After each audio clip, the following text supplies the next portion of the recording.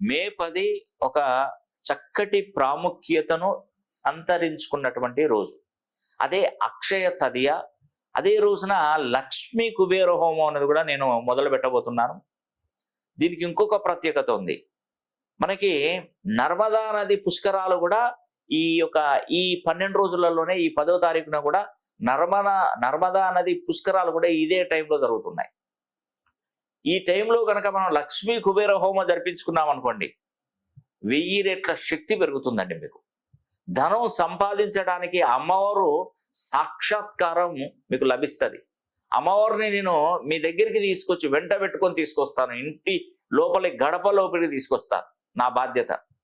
మీరు 72 గంటల పాటు అమ్మవారి అఖండ దీపాన్ని కాపాడదడం మీ బాధ్యత. ఈ 2 మ్యాచ్ అయితే చాలండి, మీరు తప్పకుండా కోటీశ్వరం. మే 10వ తారీఖున 2024 సంవత్సరం స్వస్తి శ్రీ క్రోధినామ సంవత్సరంలో లక్ష్మీ కుబేర హోమం తలపెట్టనున్నాను.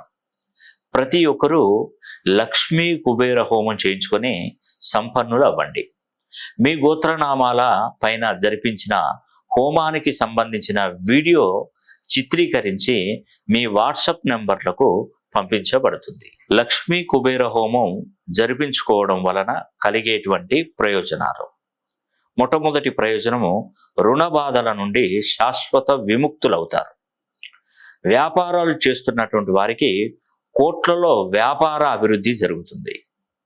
ఇంట్లో ఎప్పుడూ ధనానికి ఎలాంటి లోటు కూడా ఉండదు. ఉద్యోగాల కోసం ప్రయత్నిస్తున్నటువంటి వారికి ఉద్యోగ ప్రాప్తి తప్పనిసరిగా ఉంటుంది. విదేశాలకు వెళ్ళాలనుకుంటున్నటువంటి వారు వారి కళ నెరవేర్చుకోవడం జరుగుతుంది. మనం ఇచ్చినటువంటి డబ్బు తిరిగి రావడానికి కూడా చాలా ఉపయోగపడుతుంది. అదేవిధంగా శత్రు వినాశనం జరిగి వ్యాపారాభివృద్ధి జరగడం, నరదృష్టి నుండి కూడా శాశ్వత విముక్తి అనేది లభిస్తుంది. ఆటంకాలు అవుతున్నటువంటి పనులు త్వరగా జరగడం మనకు మంచి చక్కటి వేళ విశేషం. వాహన యోగం, సొంత గృహ నిర్మాణ యోగం కలుగుతుంది. మీ పిల్లలు చదువులో ముందంజలో ఉంటారు. లక్ష్మీ కుబేర హోమం జరిపించుకున్న వారికి మేము అందించే ప్రత్యేకతలు: మేము ముందుగా మాతా వైష్ణోదేవి ఆలయం జమ్మూ కాశ్మీర్ శ్రీనగర్కి వెళ్ళి త్రికూట పర్వతంపై 3 స్వరూపాలుగా ఉన్నటువంటి అమ్మవారిని దర్శించుకొని, మరి ఆ 3 స్వరూపాలైనటువంటి లక్ష్మీదేవి, సరస్వతీదేవి, మహాకాళీదేవి పాదుకల దగ్గర గోమతి చక్రాలను పూజించి వాటిని మే 10వ తారీఖున జరిగే లక్ష్మీ కుబేర హోమంలో శక్తివంతం చేసి ప్రతి కుటుంబానికి 5 గోమతి చక్రాలను పంపించడం జరుగుతుంది. వాటిని మీరు సంపద కొరకై వ్యాపార సంస్థల్లో కానీ, గల్లా పెట్టెలలో కానీ, డబ్బు దాచుకునేటువంటి బీరువాల్లో కానీ, దేవుడి గదిలో ఉన్న కుంకుమ భరణిలో డబ్బాలో కానీ, లేదా వాటిని లాకెట్ రూపంలో కుటుంబ సభ్యులందరూ కూడా ధరించవచ్చు. చదువుకునే పిల్లలకు చదువులో ఏకాగ్రత పెరుగుతుంది. దుష్ట పీడల నుండి నివారణ జరుగుతుంది.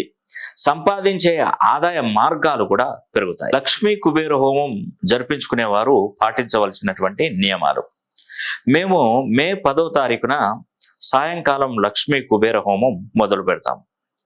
మీకు ఇచ్చినటువంటి స్లాట్ ప్రకారం ఆ టైంలో మీ గోత్రనామాల మీద హోమం జరుగుతుంది. ఇదే టైంలో మీరు ఇంటి వద్ద ఒక పెద్ద పాత్రను తీసుకొని దాని నిండా గల్ల ఉప్పును, దొడ్డు ఉప్పును నింపి, ఆ ఉప్పు మీద ఒక ముంతలో నూనె పోసి, ఆవు నెయ్యి కానీ, కొబ్బరి నూనె కానీ, నువ్వుల నూనె కానీ, ఈ యొక్క నూనెను వేసి 72 గంటల పాటు అఖండ దీపాన్ని వెలిగించి కొండెక్కకుండా కాపాడాలి. అప్పుడు మీ ఇంట్లో లక్ష్మీదేవి ప్రసన్నం అవుతుంది.